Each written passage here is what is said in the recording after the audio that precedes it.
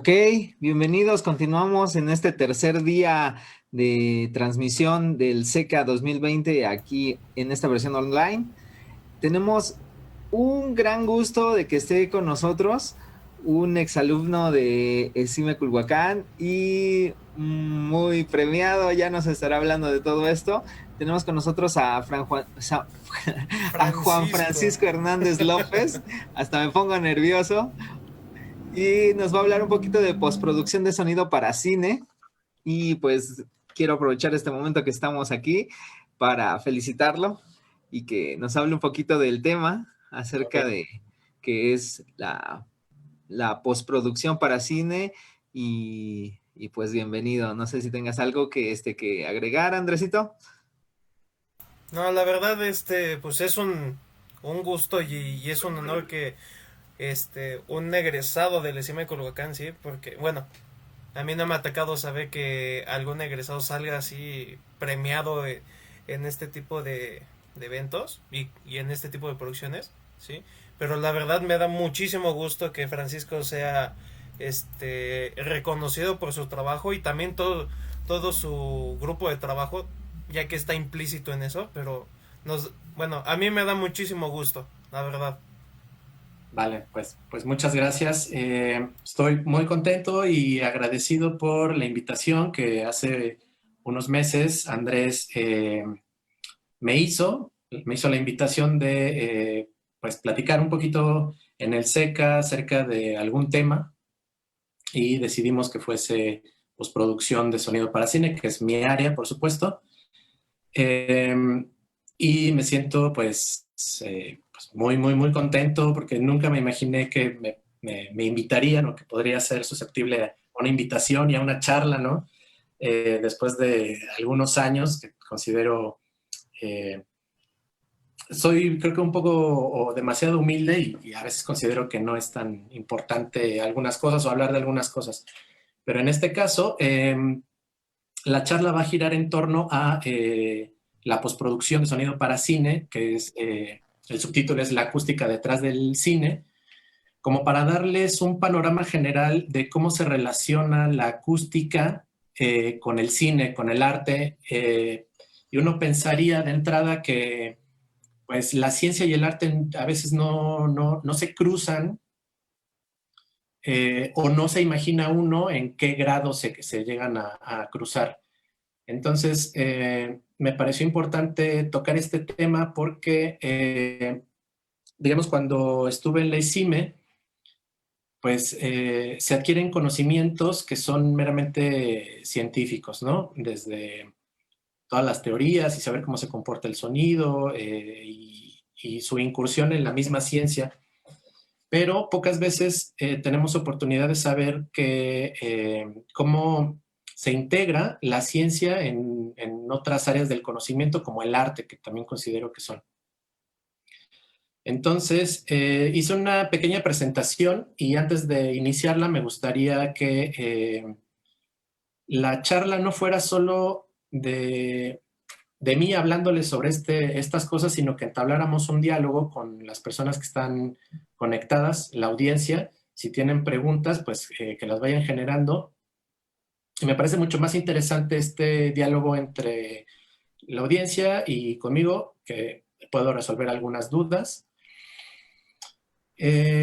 Porque voy a asumir de entrada dos tipos de audiencia. Una que está pensando en qué estudiar y si la acústica es una carrera que pueda eh, servirles en la vida como para vivir de ello y también sentirse satisfecho personalmente.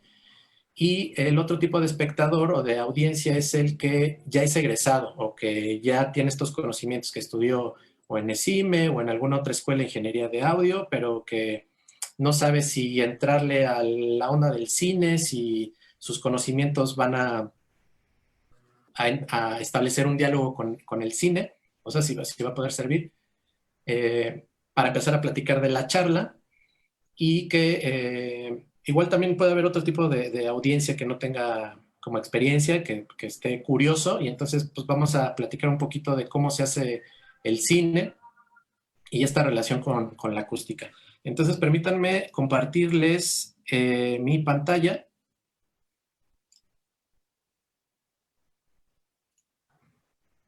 Con una pequeña presentación. Es muy sencilla y digamos que solo es como los títulos para que empecemos a hablar de ello, porque cuando Andrés se comunica conmigo y me comenta sobre que le gustaría o les gustaría a los organizadores del SECA que les diera una charla, pues primero pensé en muchos acercamientos, pero yo pensaba que a lo mejor 4 horas podría ser el tiempo suficiente para hablar, pero Andrés me dijo, creo que es demasiado, y también al final siento que es demasiado. O sea, 2 horas de repente con tanta información, las personas se empiezan a cansar porque tienen que estarse esforzando como en conectar todo tipo de cosas con lo que se está platicando.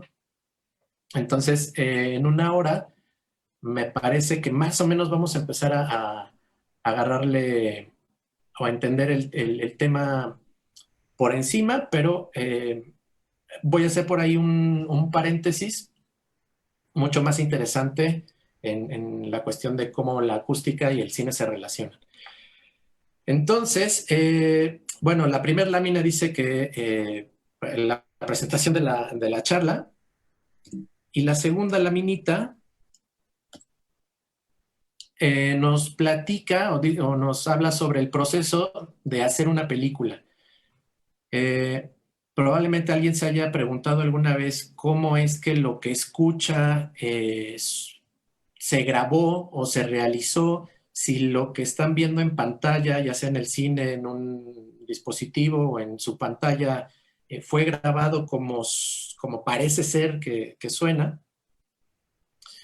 Y empiezan a surgir un montón de preguntas, y algunos que son más curiosos seguramente saben cómo se graba, pero no saben cuáles son las etapas por las que pasa una película, especialmente hablando del sonido, ¿vale?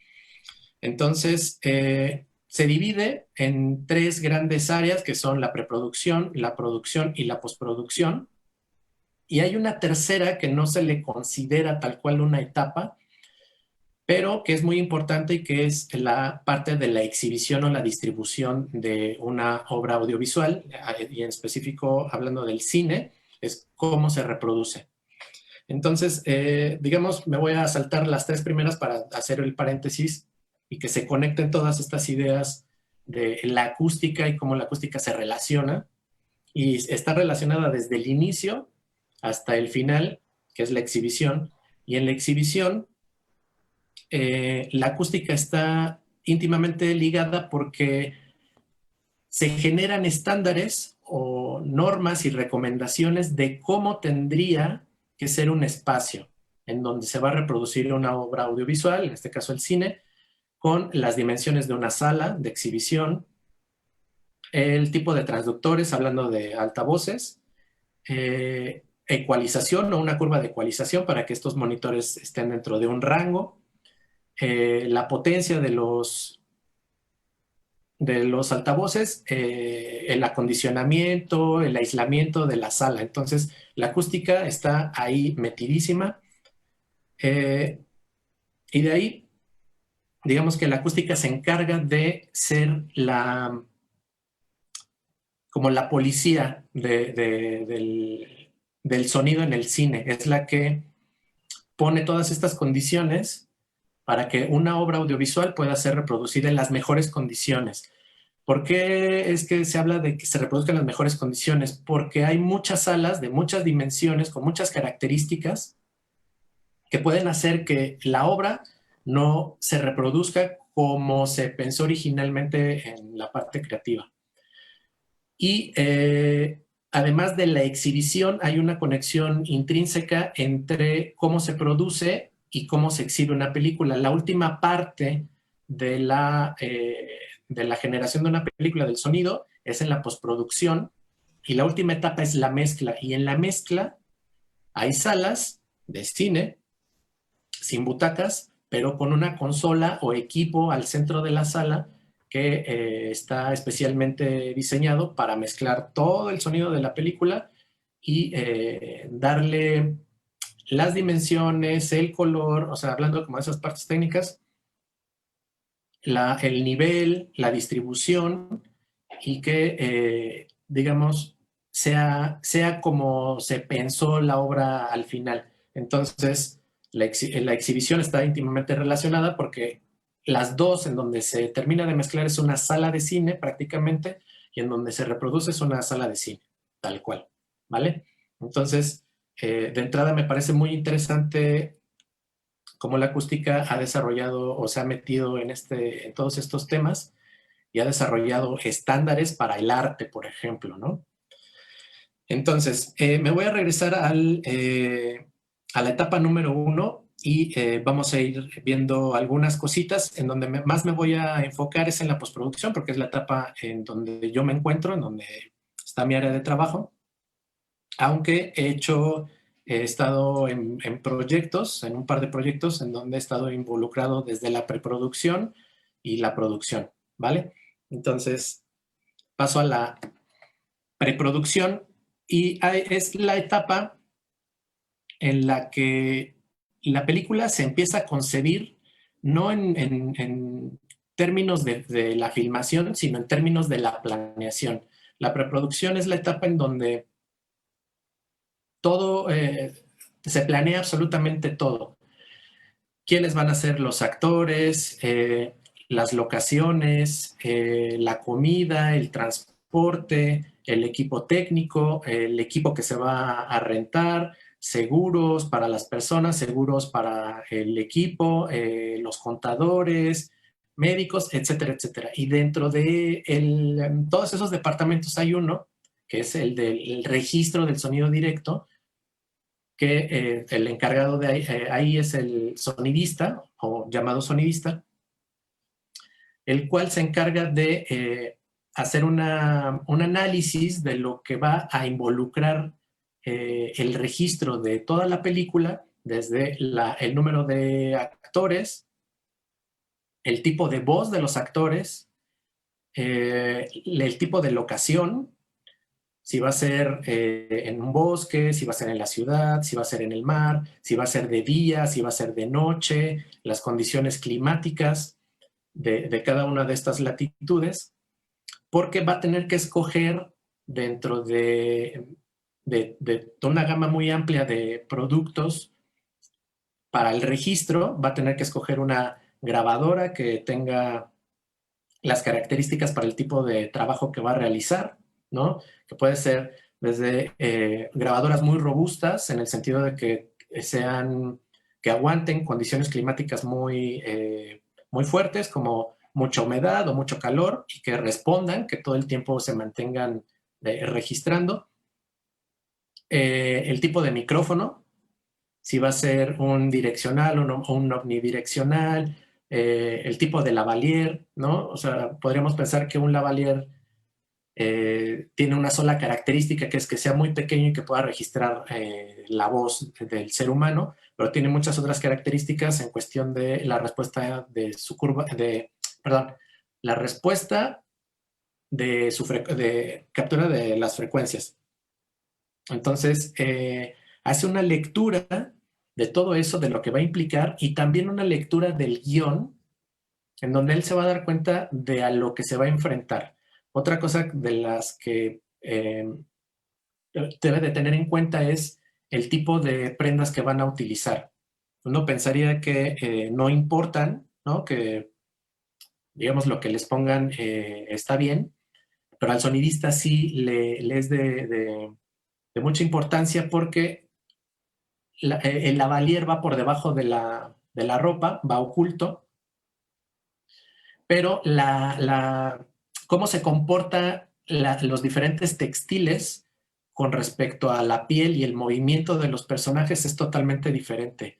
Y entonces él tiene que aplicar técnicas en específico para colocar el micrófono, para hacer que no se vea el cable ni la cápsula del micrófono, si es algodón, si es seda, si es mezclilla, si es cuero, si es plástico, si los actores están desnudos o del torso, si el tipo de emplazamiento de la cámara. Todo eso va sumando a cómo el sonidista tiene que estar todo el tiempo pensando cuáles son las herramientas que va a utilizar para obtener el mejor de los registros, ¿vale? Y vamos a ver una siguiente laminita. Francisco, nos están preguntando aquí que si, Ramón Aguilar, ¿qué biografía te ha resultado ser más útil en tu ambiente laboral? Ok. La respondo rápido. Hay varios libros de los, digamos, de cabecera. Hay uno escrito por Samuel Larson. No recuerdo el título ahorita, pero el actor es Samuel Larson y es de sonido en el cine. Y conecta mucho todas estas ideas que vamos a ir viendo del sonido en sí mismo y cómo se conecta creativamente con el cine. Ese es uno. El segundo, La audiovisión de Michel Jean, un francés. También es como libro de cabecera para los diseñadores sonoros o cualquier persona que tenga un acercamiento en el sonido en el cine. Déjenme pensar en más y conforme vaya avanzando la charla les voy dando más referencias. Perfecto. Y como les decía, entonces el sonidista tiene que estar pensando en los retos que va a enfrentar en cada una de las escenas que va a grabar y entonces va a pensar el tipo de grabadora, la respuesta en frecuencia de los micrófonos cambia con el tipo de patrón polar de los micrófonos, la frecuencia de muestreo a la que lo va a hacer, que digamos los CDs están en 44-100, el estándar o la convención más que un estándar, la convención que se usa en cine es de 48 kHz, 24 bits.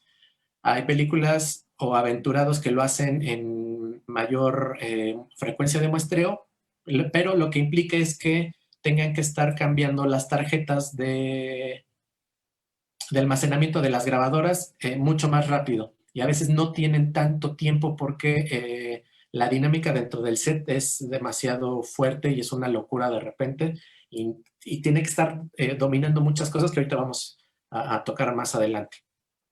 Entonces, digamos, en la preproducción está todo eso como por parte del sonido y los otros departamentos, pues digamos, en cada una de sus áreas tienen que estar previendo absolutamente todo, ¿no? Y el sonidista no es la única persona que está ahí. Pareciera, y me gustaría aclarar esto, que el sonidista es solo una persona en el set, pero en realidad hay varias personas que se encargan del sonido, por lo menos dos. Y cuando el presupuesto es muy cortito y el proyecto lo permite, digamos solo hay uno, ¿no? Que es el sonidista el que se encarga de estar nombrando cada uno de los archivos, estar pendiente de las escenas que siguen en el guión, del número de personajes, de estar microfoneando a cada uno de los actores, de estar pendiente de apuntar con el micrófono boom y que no atraviese el cuadro, que no se meta en cuadro, estar pendiente de todas estas cosas. Entonces es demasiado para una sola persona y tiene a un asistente que es el microfonista, que es la persona que se encarga justamente de colocarle a los actores los micrófonos, la valier de estar pendiente de si se terminan las pilas, de todo ese tipo de cosas dentro del cuadro de acción y el que se encarga también de hacer el boom con la caña y estar ahí pendiente de cachar toda la acción con el micrófono. Y el sonidista es el que está sentado en una estación justo con la grabadora, monitoreando cada uno de los micrófonos, teniendo comunicación con el microfonista o con el operador del boom, diciéndole, se van a terminar las pilas, el micrófono se despegó, el micrófono está rozando, hay que reacomodarlo, la cápsula ya no sirve, hay que cambiarla, todo ese tipo de cosas y generar más contenido. Y ahorita lo vamos a ver enseguida. ¿Qué pasa en la producción? Bueno, hablamos hace un instante que el sonidista se encarga de prever en la preproducción todo lo que se va a necesitar en el set, ¿vale? Entonces, va a poner en práctica todo esto que él planeó y probablemente se enfrente a circunstancias que no están dentro de sus planes, pero que tiene que estar prever de alguna manera, ¿no? Como con una intuición de que se van a presentar ciertas eventualidades y tratar de resolverlas. Y la primera eventualidad es que en la producción se va a filmar, o la cámara va a tener diferentes tipos de posiciones con respecto a lo que está enfrente de ella. Y hay diferentes tipos de planos. Digamos, aquí en la lámina tengo del lado izquierdo, tengo 2 columnas con los planos más comunes, o digamos el estándar de los planos. Hay movimientos de cámaras que se van sumando a este tipo de posiciones de la cámara, pero digamos, términos prácticos son estos. Y cada uno de estos planos va a representar para el sonido un reto totalmente diferente, porque lo que podemos ver ahí en cada uno de estos rectángulos es la posición de la cámara con respecto a la acción. Pero digamos, el que vemos de izquierda a derecha, de arriba hacia abajo, el primero que dice Extreme Long Shot, es un plano muy, muy, muy abierto que nos pone en contexto del lugar en donde el personaje o los personajes van a desarrollar su acción.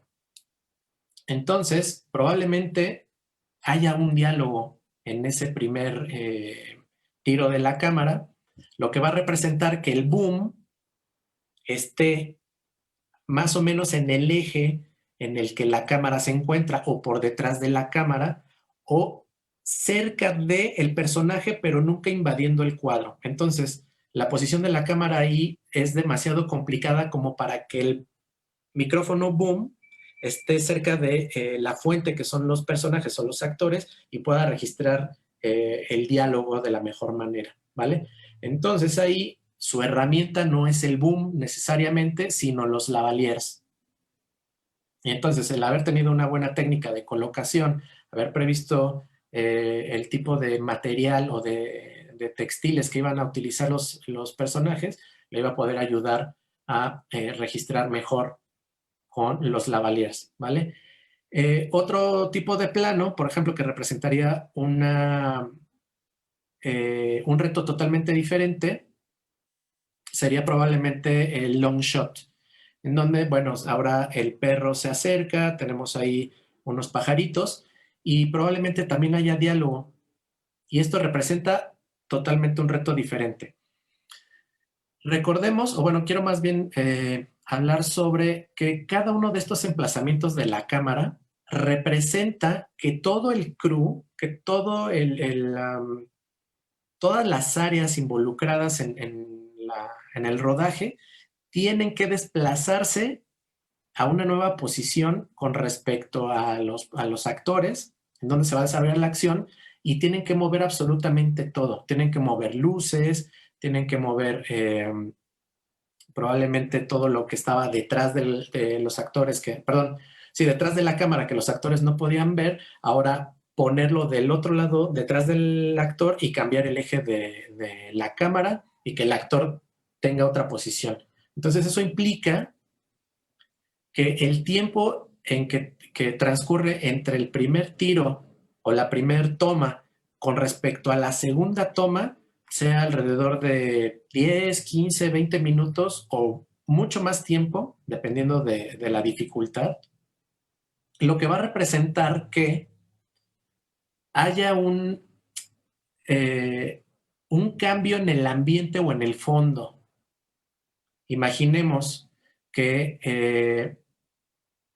el primer tiro, la primera grabación que se va a hacer es a las 8 de la mañana en un parque que está cerca de una escuela de niños. Probablemente a esa hora haya, pues, digamos, mucho tráfico cerca de las calles que circundan la escuela. Las voces o el sonido que generarían los niños y todo alrededor de la entrada de la escuela. Y imaginemos que ahora el segundo plano, la segunda grabación, va a ser media hora después por todo lo que se tiene que mover.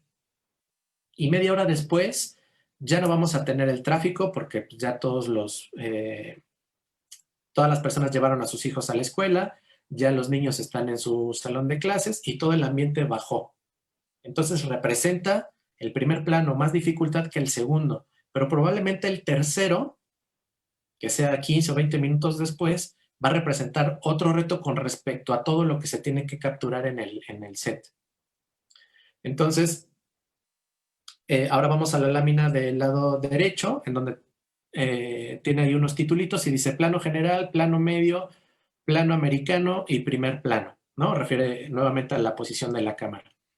En el primer plano, perdón, en el plano general, que es el primero de izquierda a derecha, de arriba hacia abajo, y lo que podemos ver, lo que nos presenta la cámara es una especie como de estación de camiones o una cosa parecida, y lo que vemos es a unos personajes en chiquito con más acción ahí, que hay más personas. Y lo que representaría eso a la hora de registrarse es que tendría demasiado ambiente de lo que está pasando ahí. En el segundo plano, que es de izquierda a derecha, de arriba hacia abajo del segundo,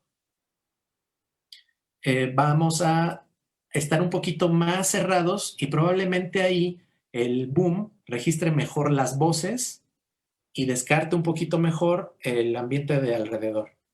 En el que le sigue, que dice plano americano, tenemos a los personajes todavía mucho más cercanos con respecto a la cámara, lo que va a significar que el ambiente puede que disminuya y que la voz de los personajes los tengamos más presentes. ¿Qué va a pasar con el primer plano? El primer plano, por el tipo de micrófono que escogió, que vimos al inicio de la presentación, que digamos, en este caso pudo haber escogido un hiperdireccional, lo que va a hacer es que el patrón o el patrón de captación descarte lo que hay alrededor dentro de un ángulo y se enfoque más en la voz de ellos, lo que va a representar un reto totalmente diferente, ¿vale?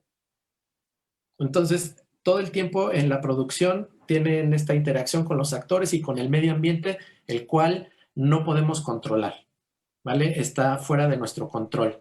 Aunque haya, digamos, personas en el set o dentro de la producción que se encarguen de cerrar calles, de pedirle a las personas que están dentro del lugar que guarden la calma, que ignoren que está la cámara.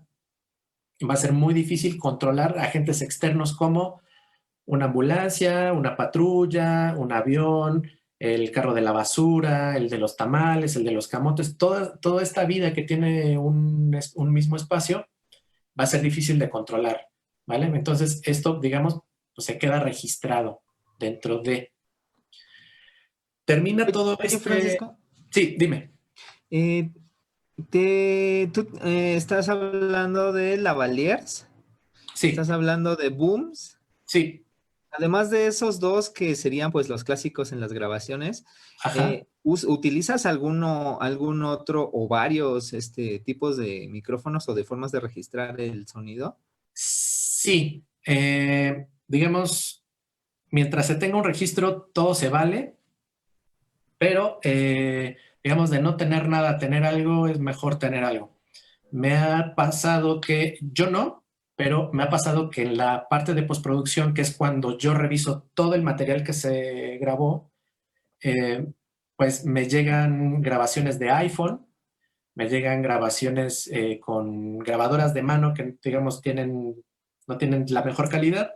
Me ha tocado que utilizan el lavalier como boom, ¿no? Me ha tocado que en la caña cuelgan el lavalier y lo utilizan como boom, que es mejor que no tener nada. No es lo ideal y yo, digamos, no es una cosa que apruebe y que aconseje, pero me ha llegado. Digamos, hay mucho de todo. Pensando en que el sonidista, un sonidista con un poco de experiencia, está pensando en que las condiciones pueden cambiar y no pueden ser las ideales para su registro, lleva más micrófonos. Puede llevar micrófonos omnidireccionales, planos, que en un tipo de plano bastante complejo puede ocultarlo o hacerlo hacerlo invisible dentro de los props o las cosas que están en el set, todos los artículos, ¿no? A lo mejor detrás de una olla, a lo mejor detrás de una caja, cerca de, porque probablemente los actores estén desnudos del torso, no hay donde ponerles el lavalier, y el plano sea bastante abierto, lo que significa que la caña no va a poder registrar de la mejor manera, pues ocultan micrófonos cerca de, tratando de tener el mejor registro. Me han contado, no sé, no he estado en esas circunstancias, que hay sonidistas que ponen micrófonos por todos lados para tratar de cachar lo que se pueda cachar, ¿vale? Pero creo que no es lo ideal, es más ser asertivo con un tipo de micrófono y con una buena estrategia para poder resolverlo. También puede pasar que, y eso es más común, que en ocasiones difíciles como pueden ser el mar, porque el mar, las frecuencias están dentro del rango de lo que mejor registra un lavalier, por ejemplo, y de lo que también registra un boom, ¿no? Un micrófono hiperdireccional. Y es demasiado invasivo y la relación señal a ruido es impresionante, ¿no? De repente no tiene señal. Y en ese tipo de circunstancias, pues empleas alguna otra, digamos, estrategia.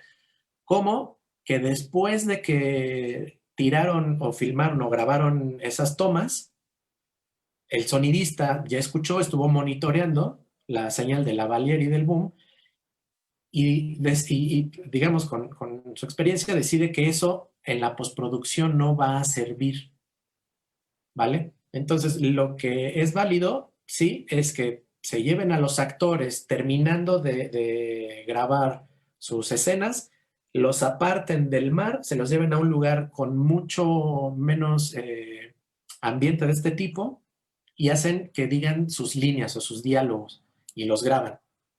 Entonces tratan de dirigirlos ahí para que reproduzcan más o menos lo que dijeron en lo que estaba muy difícil de registrar con el sonido.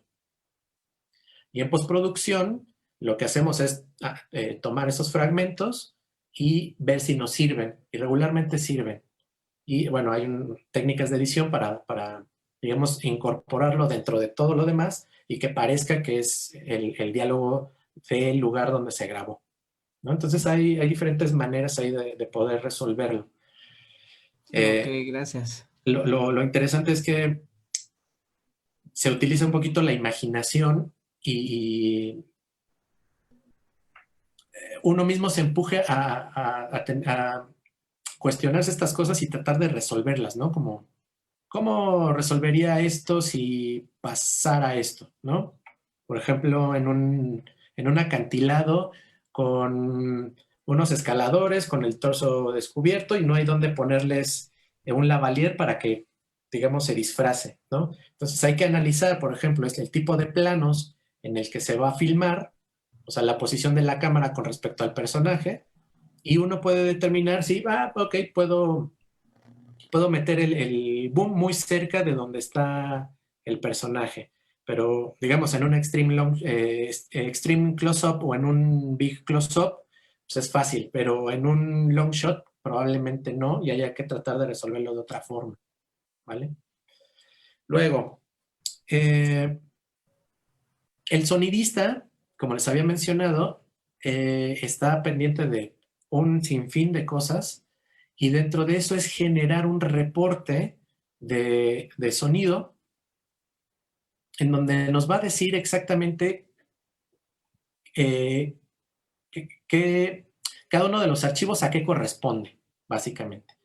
Y aquí en esta laminita pueden ver que hay de entrada, en la parte superior, una serie de indicaciones como el nombre del proyecto, la fecha en la que fue grabado, la semana, que van por semanas grabando, el rango dinámico de la grabación digital, la frecuencia de muestreo, el nombre de quien grabó, que en este caso se le pone Sound Mixer, que sería el sonidista, sus datos ahí para contactarlo, el tipo de grabadora que utilizó, que es importante, el tipo de tarjeta o medio de almacenamiento que utilizó el tipo de micrófonos que utilizó, por ejemplo, ahí podemos ver que dice que es un DPA 4070, COS 11, y que luego utilizó un DPA 4017.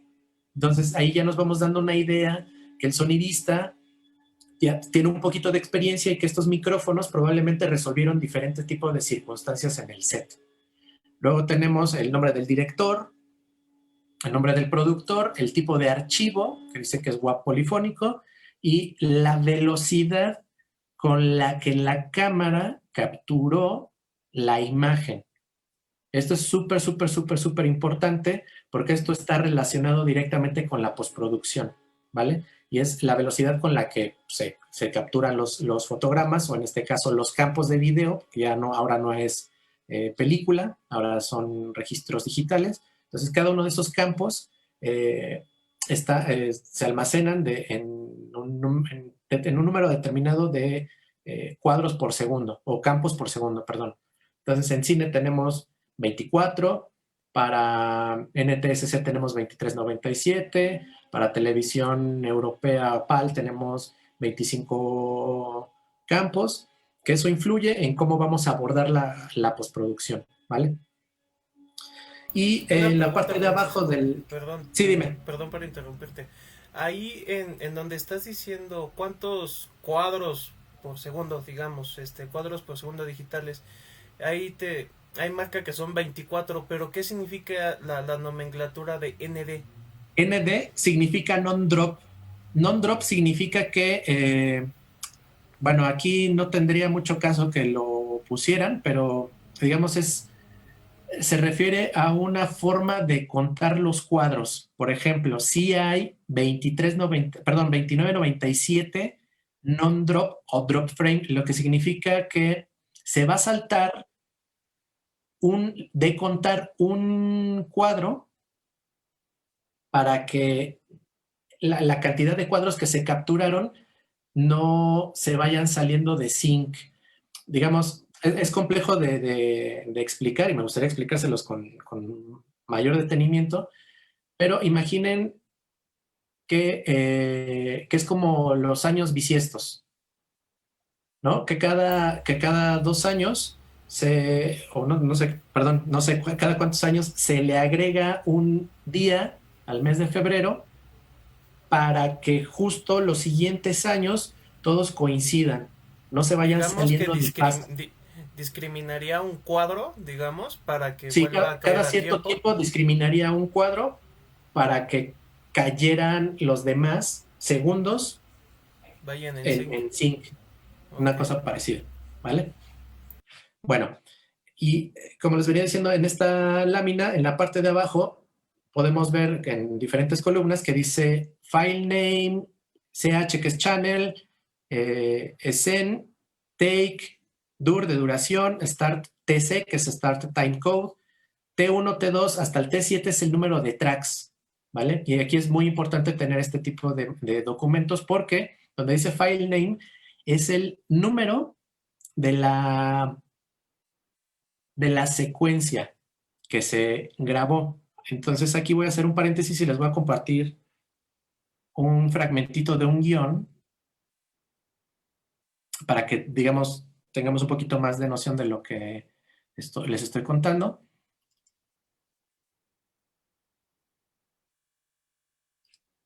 Y ahí lo ven en pantalla.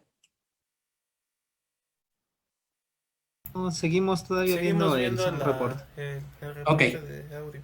Denme un segundito. Ok, nueva función.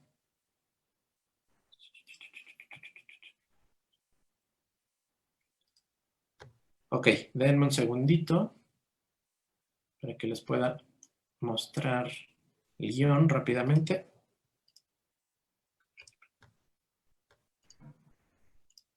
Ahí está, ahora sí. Vale, este es el guión de un exalumno de hace algunos años. Me mandó su guión para hacerle una lectura, pero les voy a presentar un fragmentito para verlo muy rápido, ¿vale? Entonces les cuento, o más bien les quiero platicar que la forma en la que se ve una película es como una unidad completa. Es una historia que se narra de inicio a fin Y esa es nuestra unidad, nuestra mayor unidad, ¿vale? La que está contando absolutamente todo. Dentro de esa película hay escenas, o lo que se podría utilizar en ocasiones como sinónimo de secuencia es escena. Lo que quiero decir con eso es que es la unidad que le sigue abajo de la película completa. Vamos a utilizar ahorita rápidamente el término de escena como sinónimo de secuencia. La escena es el lugar en donde se establece la acción, lo que pasa en ese momento, ¿vale?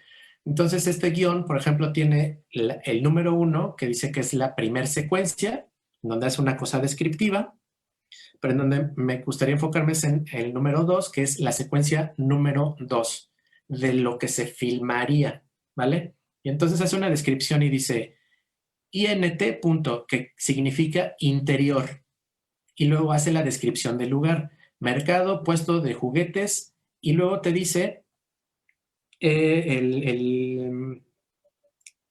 la hora del día o el periodo del día en el que que se sugiere que sea filmado, como está el guión, y dice que es día.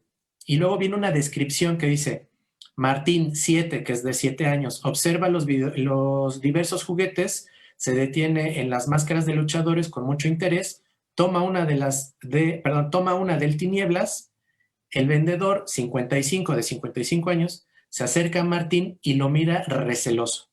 Eso es la acción, digamos, que se está describiendo de la escena, ¿vale?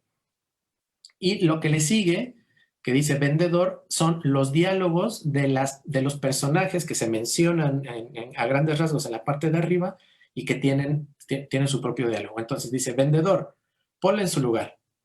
Martín, ahora hay una descripción, Martín lo mira sorprendido. Viene el diálogo de Martín. Señor, ¿qué precio tiene la del tinieblas? Diálogo del vendedor. No te alcanza, ya vete.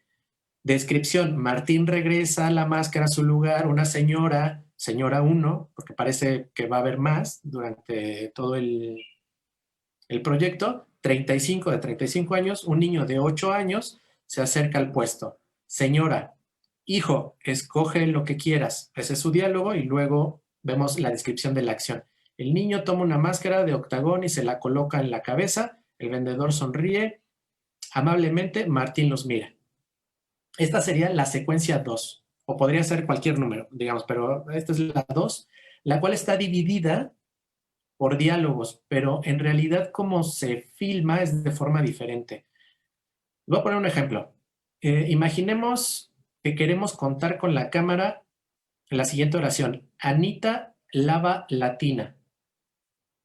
En esta oración, visualmente lo que haríamos sería justo eso. Anita presentar al personaje, quién es, de quién estamos hablando, lava la acción que va a realizar y luego la tina sería otra tercera acción. Entonces ahí dividimos en 3 planos, ¿vale? Y esos 3 planos, imaginemos que eso de la oración de Anita lava la tina es una secuencia. Es un fragmento dentro de toda la película que nos describe algo. Y esa oración fue descompuesta en 3 diferentes emplazamientos de la cámara, ¿vale? Entonces, cada uno de esos emplazamientos voy a dejar de compartir y ahora regresarme a la pantalla de la presentación. Aquí en el reporte que genera el sonidista, vemos donde dice File Name, es el número de la secuencia dentro de todas las secuencias de la película. Y luego hay algo muy interesante que es que además del 77, que ese es el número principal de la secuencia, viene un guión y luego dice 1, luego una T y luego viene 01. Y si observamos de arriba hacia abajo, vamos a ver que va cambiando, va incrementando o va subiendo el valor de cada uno de esos números. Va del 1 al 2, luego empieza 2, 3 y luego así se va cortando y va cambiando el número. Dice 77, es el número de la secuencia. 1 es el emplazamiento de la cámara que van a hacer y la T quiere decir el número de la grabación que van a hacer, porque esa cámara puede estar ahí fija y grabar una vez, 2 veces, 3 veces. En este caso, digamos, de este archivo dice 77, secuencia 77, plano 1, que podríamos imaginar que es Anita, toma 1. Ah, pero ¿qué crees, Anita? No me gustó tu movimiento. ¿Puedes repetirla? Sí, claro. Toma 2. Es la misma posición de Anita, se graba y sería la toma 2. Ay, Anita, ¿sabes qué? Caminaste muy lento. ¿Puedes caminar un poquito más rápido? Sí. Toma 3. Entonces eso es lo que significa. Vamos al plano 2. Ah, ya tenemos a Anita. Anita lava. Ahora vamos a poner la cámara en otra posición de la misma secuencia que sería la 77, pero ahora no es el plano 1, es el plano 2, como dice en la cuarta, perdón, en la tercera posición de arriba hacia abajo. Y ahí vuelve a suceder lo mismo. Hasta que queda la acción perfecta ante la cámara, se para de grabar. Y así con el tercer plano. Entonces cada uno de esos planos representa la composición de la secuencia. Y luego va a haber otra secuencia en donde a lo mejor Anita llega a su casa o sale de la escuela y va a tener una diferente acción que le va a seguir a Anita Lava Latina. Y luego esa otra, y así se compone la película. Y la parte más pequeña son cada una de estas, son los planos. Y por cada plano tenemos una toma diferente. ¿Vale? Vale, entonces me voy a la parte de la postproducción y si tienen preguntas, pues me las van echando. Entonces, sí.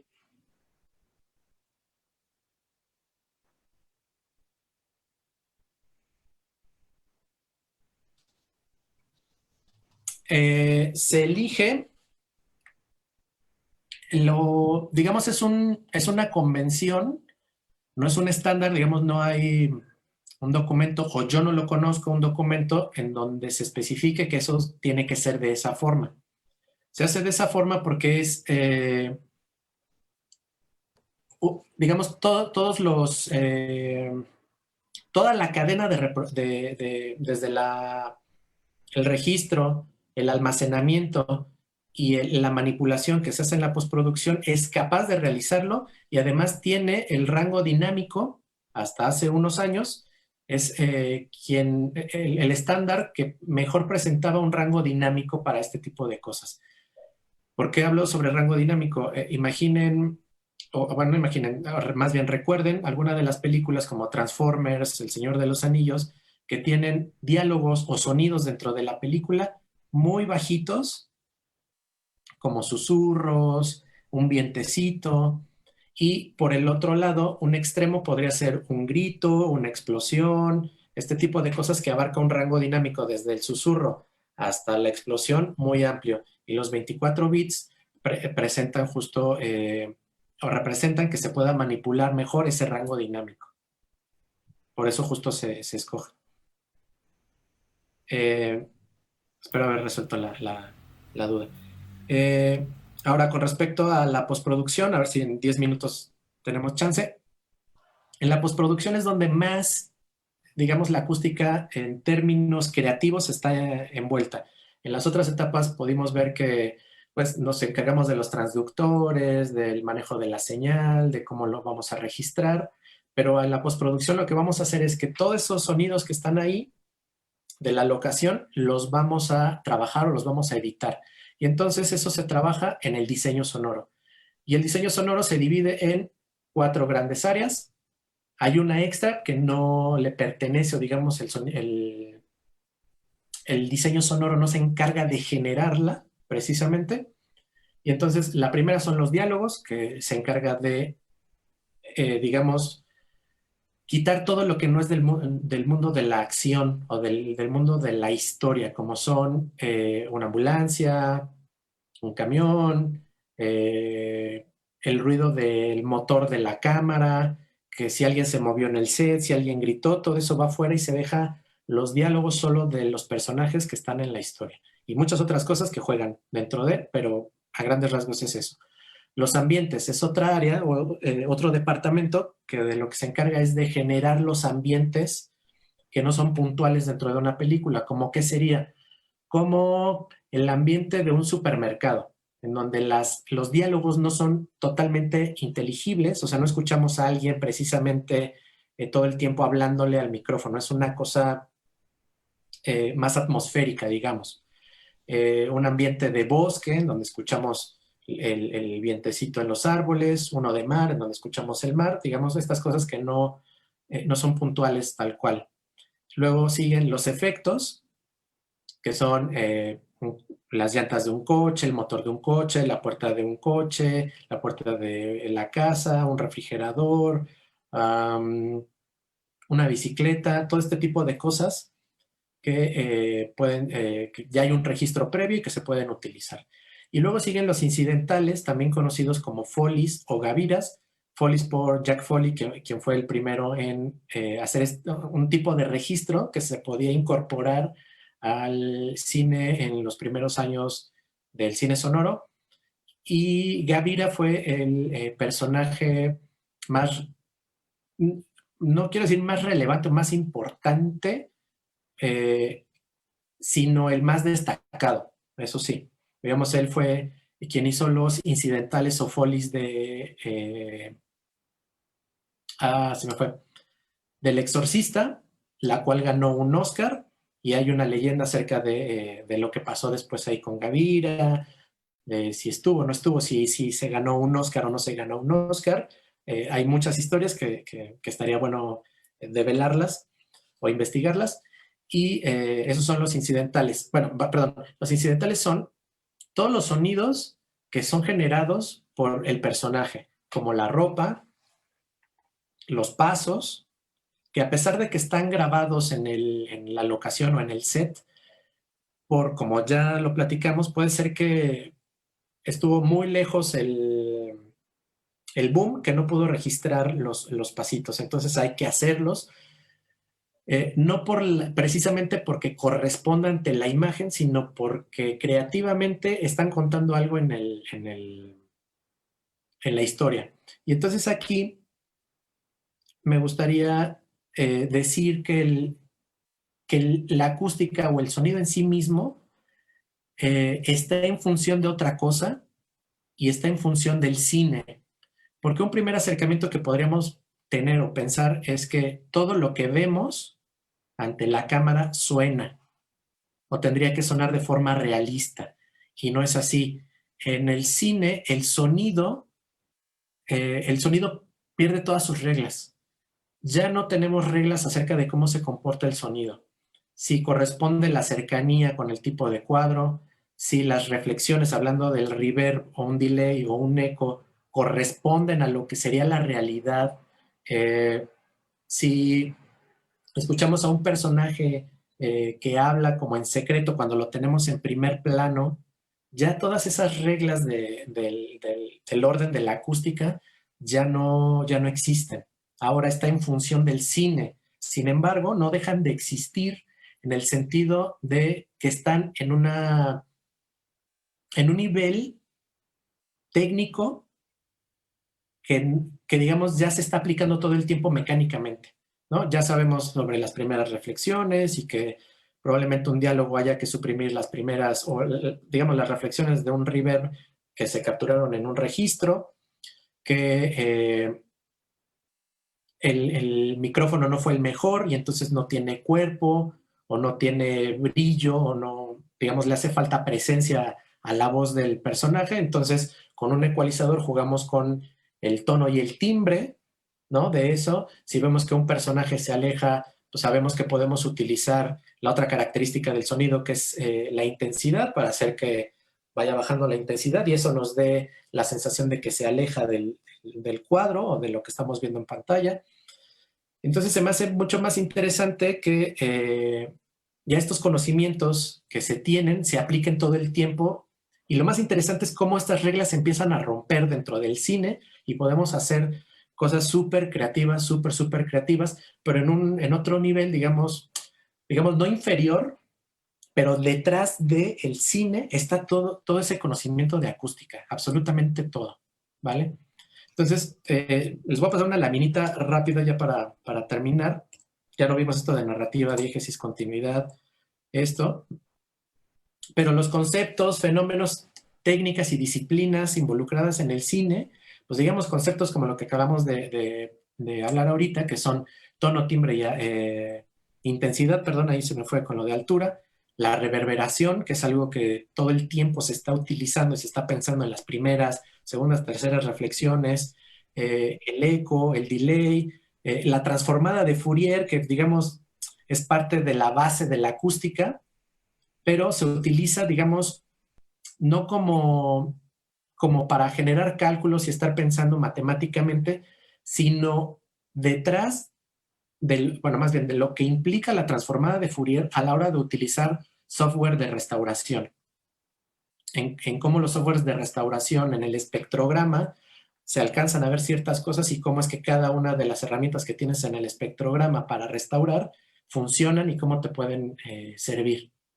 Luego tenemos las curvas de igual sonoridad, que yo diría que son muy útiles a la hora de estar ecualizando los diálogos o cualquier otra cosa, e incluso cómo se está mezclando, ¿no? Ahí nos damos cuenta cómo diferentes tipos de tonos y timbres responden de forma diferente al oído y digamos, tenemos aparatos de medición, pero no todo el tiempo estamos viendo los aparatos de medición con respecto al nivel que están mandando, sino nos estamos yendo con el oído y es importante conocer las curvas de igual sonoridad, los transductores de igual manera, los micrófonos, speakers o altavoces, es muy importante conocerlos porque de eso nos estamos ayudando.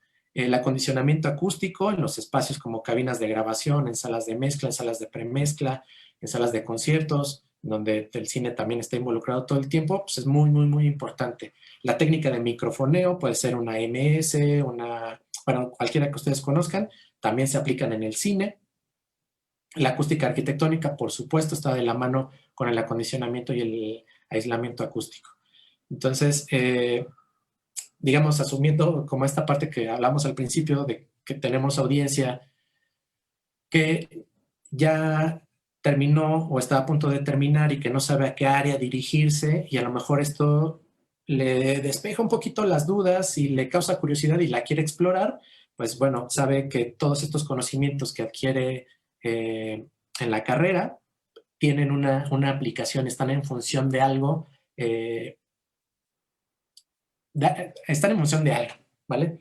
Puede ser también para la música en función de la música, pero en este caso del cine están en función del cine. Hay todo un sistema que utiliza la acústica y que trata, bueno, más bien mi visión es esta, que lo que trato de hacer todos los días es hacer más pequeña la brecha entre la ciencia y el arte, ¿no? Me parece muy importante que tengamos en cuenta que la ciencia está en función de algo.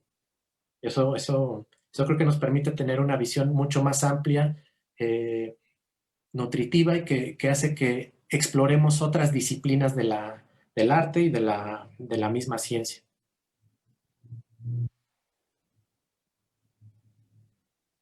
Pues no, está muy interesante y pues sí, obviamente no nos iba a alcanzar el tiempo. Y tenemos aquí unas preguntas que nos dicen primero Itzel Galván. Entonces, el aspecto técnico, las herramientas, las estrategias que ya mencionaste, ¿puede influir directamente en la narrativa de la película? El trabajo del diseñador sonoro consiste en generar una narrativa independiente que se puede conectar con lo visual. Sí, totalmente. Yo considero que el diseño sonoro o el sonido en el cine es transformar el sonido en emociones. Y digamos, para las personas que no están acostumbradas al término de narrativa, voy a ponerles un ejemplo muy sencillo, y es que pensemos en cualquier chiste. Pensar en un chiste es pensar en narrativa. La narrativa quiere decir que vamos a escoger, para contar algo, vamos a escoger un cierto tipo de cosas, o sea, vamos a hacer una selección de cosas, cualquiera, o sea, pueden ser pinturas, pueden ser palabras, pueden ser objetos, puede ser música. Vamos a seleccionar una cantidad, las vamos a organizar y luego se las vamos a presentar a nuestra audiencia o a nuestro espectador. Y un chiste es el mejor ejemplo. Piensen en cualquier chiste, bueno, no en cualquiera, pero piensen en los chistes que hablan sobre un gringo, un mexicano y un ruso. Y entonces yo ya elegí a 3 personajes de 3 diferentes nacionalidades. La forma en la que se los voy perdón, la forma en la que los voy a acomodar va a ser la forma en la que voy a ir contando o voy a ir develando cierta información. Entonces voy a reacomodarlos. Un gringo, un ruso y un mexicano. Entonces de esta forma pensamos, ya por como hemos escuchado muchos chistes de esta naturaleza, que el último, el mexicano, va a ser el que nos sorprenda con el chiste y que los otros respondan a ciertas características, como cuáles, bueno, pues que el acento sea como un gringo que habla español, más o menos, y que el ruso tiene un acento ruso, pero habla español.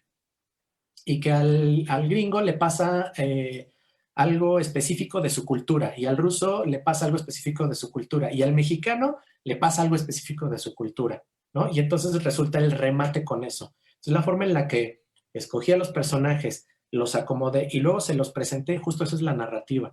Cuando ustedes les preguntan cómo les fue en el día, ustedes responden brevemente, ustedes hacen una narrativa ya en automático. Dicen, pues llegué a la escuela, tuvimos estas clases, pero lo más relevante fue esto. Entonces escogen dentro de todo eso qué contar.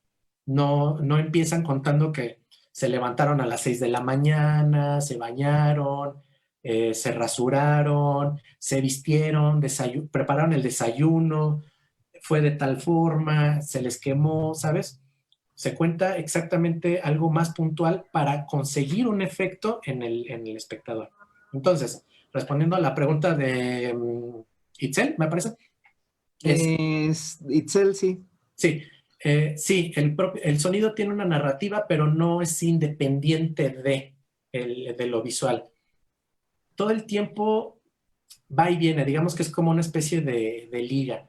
A veces entre el sonido y lo visual se alejan mucho, pero no es porque se separen y no cuenten algo en específico ambos, sino que el sonido está contando por un lado una cosa y la imagen por otro lado está contando otra cosa, pero ambas se complementan, ¿vale? Creo que por ahí no estoy tan seguro, algún director de cine, no sé, no recuerdo si fue David Lynch, habla sobre que el sonido es el 50% de una película. Y a mí no me parece que podamos definir una proporción en, en términos de cifras del lugar del sonido en el cine. Me parece un poco que no tiene coherencia porque va y viene todo el tiempo. A veces es menos relevante, pero no quiere decir que no esté contando algo. La ausencia de sonido en el cine no quiere decir que no cuente algo, ¿vale? Me gustaría extenderme mucho más para hablar de justo esto, pero no sé si hay otra pregunta por ahí. Sí, hay muchas más. Hay Dice, al principio muchísimas. mencionaste de la relación de la acústica con el arte, ir más allá de la ingeniería. ¿Qué conocimientos aportar a eso? ¿Qué has hecho tú para ir más allá de la ingeniería? ¿Cuáles han sido tus motivaciones para hacer cine y qué opinas del diseño sonoro en México? Esto es de Shanik G. Híjole, ¿me la puedes repetir?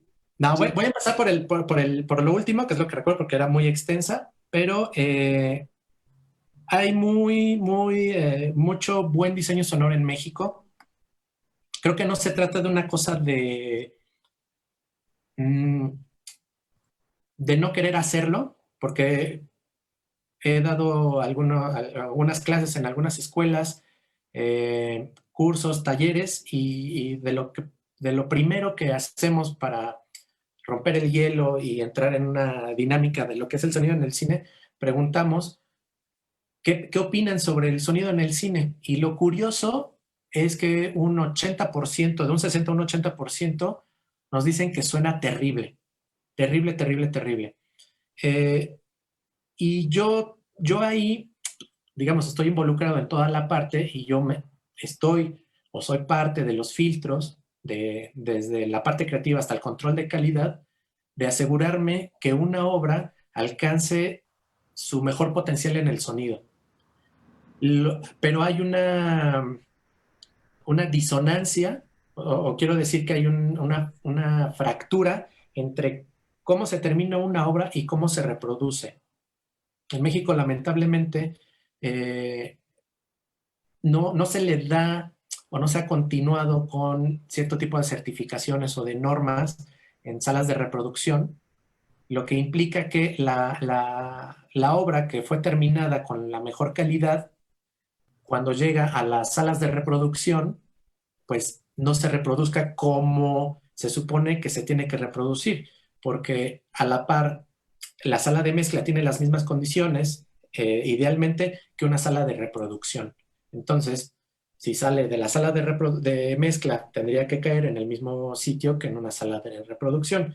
Y me ha tocado en salas que a veces no sirve, o sea, he llevado películas en 5.1, mezcladas en 5.1, que solo sirve el canal izquierdo y todos los demás canales no sirven, incluso que suenan como si tuviera una falla, o sea, se hubiera volado alguno de los drivers y nadie se da cuenta, ¿no? Ni la parte técnica, a veces ni el director, ni las personas encargadas de la sala, digamos, de forma global, se dan cuenta de que sus salas no cuentan con las condiciones de reproducción.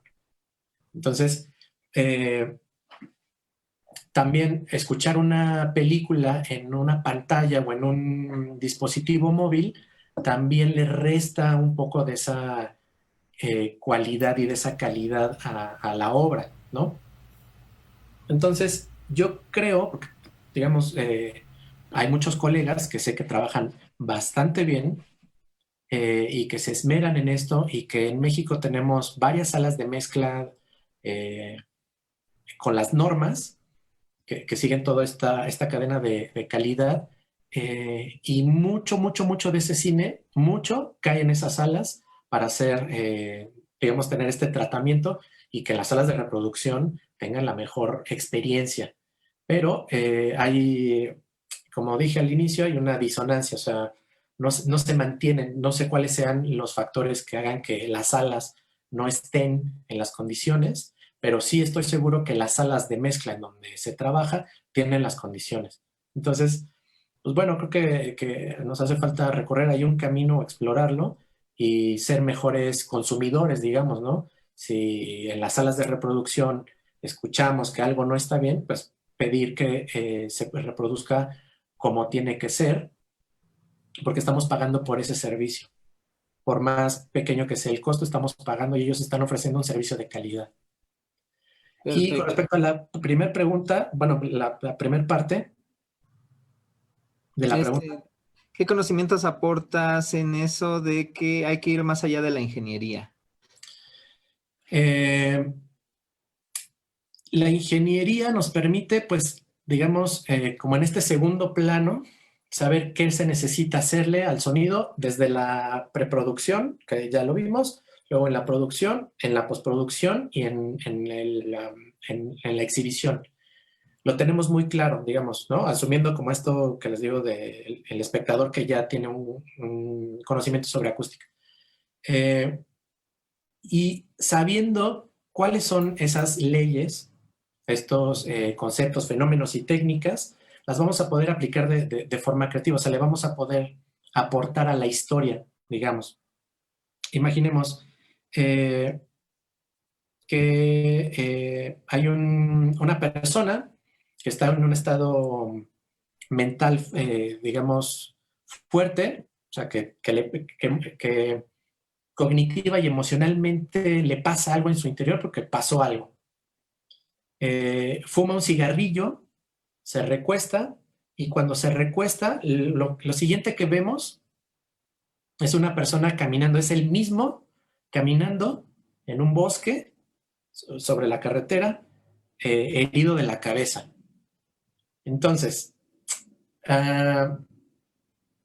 remitir, por ejemplo, al reverb o a la reverberación como el fenómeno, como lo conocemos, nos permite meter al espectador en un mundo que no es real, que no corresponde a lo que estamos viendo, pero sí corresponde a lo que el personaje está viviendo, ¿no? Entonces la reverberación, digamos, a mí me remonta a a cosas como espirituales, divinas, oníricas, y con oníricas quiero decir de los sueños, y entonces podríamos utilizar una reverberación como para meter al personaje en este mundo y hacerle sentir al espectador que está en ese mundo onírico en el que está soñando nuestro personaje. Y entonces ya todo empieza a cobrar sentido, ¿vale? Pero, digamos, si no tuviéramos conocimiento de que esos fenómenos existen y de que los podemos asociar con eventos como los sueños, lo divino, lo espiritual, podríamos utilizar a lo mejor otros elementos, ¿no? O si no entendemos la historia, pues vamos a hacer que sea muy realista, cuando en realidad lo que nos está pidiendo la imagen es que sea algo onírico, algo de los sueños, algo de la fantasía, ¿vale? Y por otro lado, el mismo River o el mismo fenómeno en una locación, imaginemos que los personajes están en una iglesia y la reverberación va a ser tanta que el boom no tenga la cualidad para que los diálogos sean inteligibles. Entonces, lo que haríamos sería aplicar técnicas en ecualizadores para suprimir la primera, la segunda o la reflexión que más persista en el espacio. Y entonces vamos a poder darle inteligibilidad. Pero si, digamos, no conocemos los fenómenos, no sabemos las características del sonido ni a qué moverle, iríamos dando un poco palo de ciegos, que es lo que me ha tocado ver en algunos trabajos, por ejemplo. Perfecto. Tenemos aquí dos preguntas, una de Diego Briones que dice, ¿qué micrófono recomiendas para los folies y para ambientes? Y otro, bueno, ahorita te lo leo. Sí, ok. Micrófonos para folies. Curiosamente, usamos el mismo, o digamos el mismo tipo de micrófono, no el mismo micrófono, porque no siempre se puede. El sonidista no siempre presta su equipo, anda trabajando, pero tratamos de utilizar el mismo tipo de micrófono. Si es un hiperdireccional o unidireccional, tratamos de usar este mismo micrófono porque la respuesta en frecuencia va a ser muy similar a la del micrófono shotgun o al que utilizó el sonidista. O sea, van a asemejar mucho. Entonces se utiliza ese tipo de micrófono. Se pueden utilizar otros. Yo no recomendaría el santo grial de los ingenieros de sonido, que es el micrófono de la membrana de oro. Digamos, como estos buscando el mejor micrófono, el más caro, el más ostentoso, el que ocupa el ingeniero de música más locochón. Yo no lo recomendaría porque hay que trabajarle demasiado para hacer que esos sonidos de incidentales o folies se integren a la imagen, porque la imagen ya pues, tiene el sonido directo, que ya fue limpiado, tiene ambientes, y todo trata de tener una textura muy parecida. Y tener estos incidentales como muy pristinos dificulta el trabajo a la hora de ecualizar, digamos, ¿no? Incluso a la hora de emular el reverb, estas frecuencias seguramente van a responder de forma diferente con un reverb, ¿no? A la hora de estarlo emulando. Y la otra pregunta era, para ambientes. Para ambientes, igual podría ser un shotgun o un direccional o un hiperdireccional, dependiendo, digamos, bueno, pues quieres salir a capturar el viento de los árboles, pero quieres capturar los pajaritos dentro de, pues un hiperdireccional, y entonces te acercas con la caña y ya lo estás capturando. Depende qué es lo que necesites. Si necesitas algo más general, pues un shotgun normal, un direccional, o puede ser no sé, estas grabadoras de mano. Yo utilizo una H6, no son malos, no es mala, no la recomendaría como para room tones, por ejemplo, ¿no? Porque el ruido de preamplificación es demasiado alto y se puede confundir, y entonces no tenemos un buen registro, digamos. Pero recomendaría un shotgun, un direccional, o déjenme ver si lo he hecho con otro. Un cardioide no, porque, bueno, sí puede ser un cardioide, pero no un omnidireccional, porque el omnidireccional, digamos, está en todas partes, y nosotros haríamos un poco de sombra al tener el micrófono en esta posición, y le estaríamos haciendo sombra en la parte de atrás al micrófono, y lo que queremos pues es, digamos, ser mucho más puntuales. Perfecto. Pues hay más preguntas, pero ya el tiempo nos comió. y Vale. pues tenemos que despedirte igual con la misma alegría con la que nos dio recibirte y pues ojalá que sigamos viendo, estamos seguros que vamos a seguir viendo tu trabajo y por lo pronto pues nos dio mucho gusto tenerte aquí en el SECA 2020 online y pues un abrazo a la distancia y Gracias. pues gracias, mucho éxito. Chicos, Esperemos si y no las sea el preguntas único. andan ahí por, perdón, si las preguntas andan ahí por Facebook en la transmisión, más tarde entro y voy a tratar de contestarles ahí en el video. Listo. ¿Vale? Perfecto. Sí, sí, claro. Vale. Gracias, Francisco. Pues, muchas gracias, que estén. Cuídate. Un abrazo. Nos vemos. Igualmente, hasta luego. Bye.